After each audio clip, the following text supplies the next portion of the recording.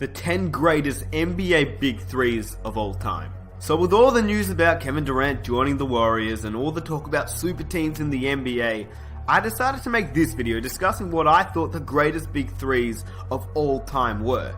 Now, there are a few rules to this list, so let's get it started. Number 1, all 3 players must have played at least 3 seasons with each other. Number 2, this list was made in July 2016.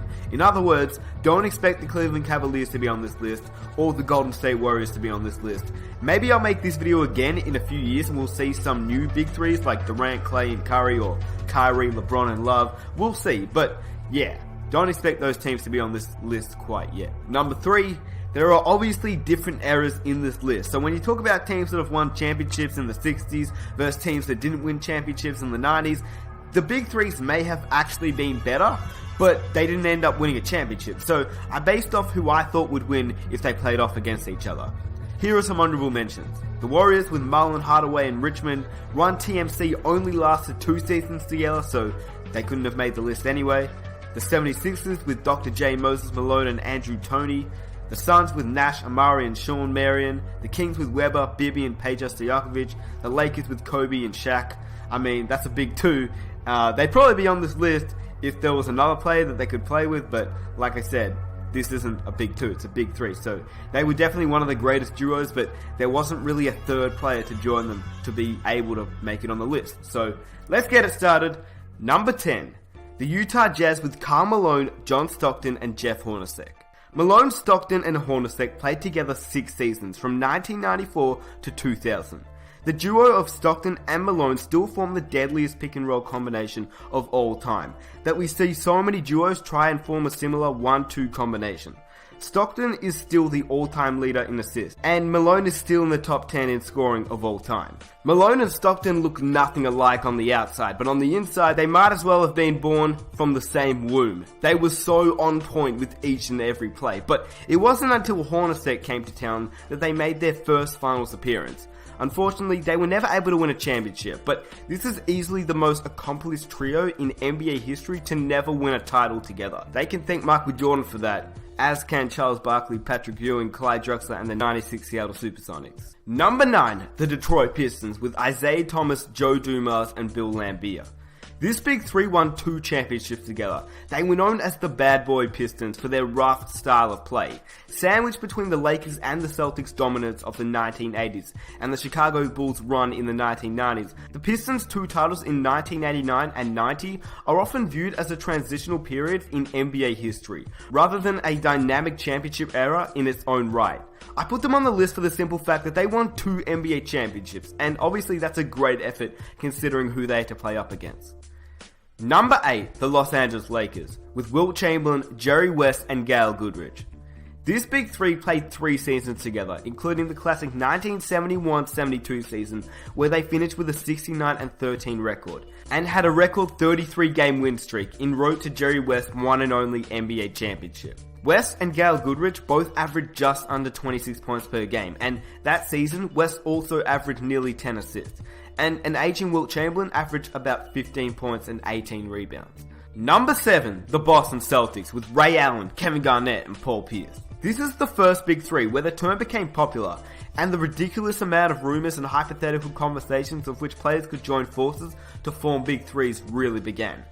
In just their first year together, they were able to win the NBA championship in 2008, and almost did it again in 2010 before falling short to Kobe Bryant and the Los Angeles Lakers. They have 12 All-Star games between the 3 of them during this epic era. They also had the benefit of playing with a talented young point guard in Rajon Rondo, so I guess you could say a Big 4? I don't know, that might be a stretch because he was pretty young. Number 6, the Miami Heat, with obviously LeBron James, Dwayne Wade, and Chris Bosh. This Big 3 was the most polarizing, highly scrutinized, and hated threesome of any on this list. They played 4 seasons together from 2010 to 2014, and they made it to the NBA Finals all 4 times. They didn't win all 4 titles, but they did win 2 consecutive championships together. By the numbers, the trio was most dangerous in their first season as LeBron and Wade averaged about 26 points per game.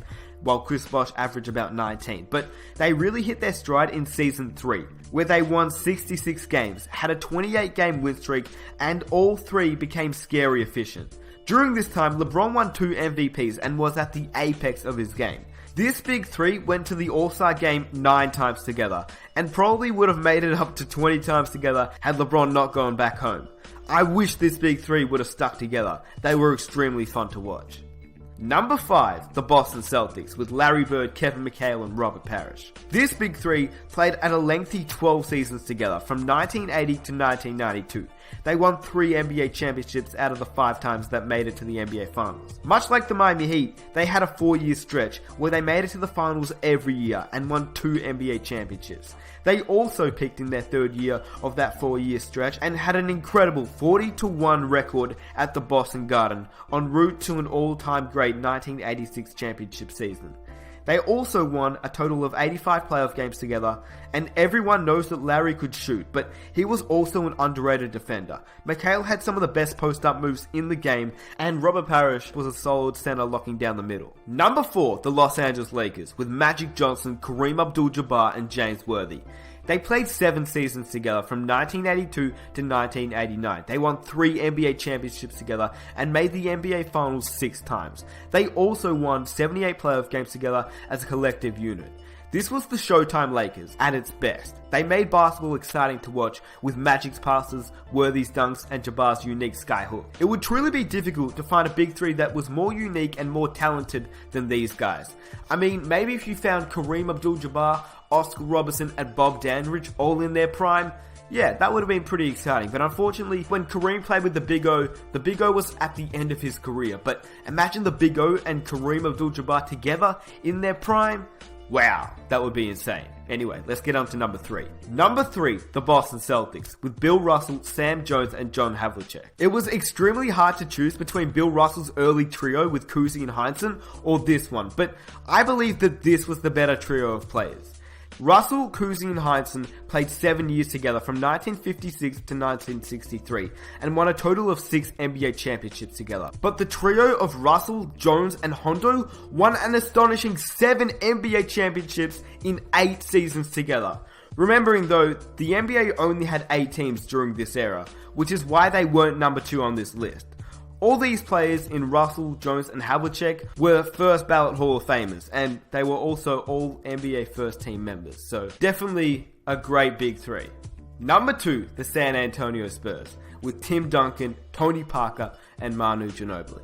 4 NBA championships together is not a bad effort at all. You could argue that this is the number 1 big three of all time, considering how Manu was the 57th overall pick, and Tony Parker was the 28th overall pick.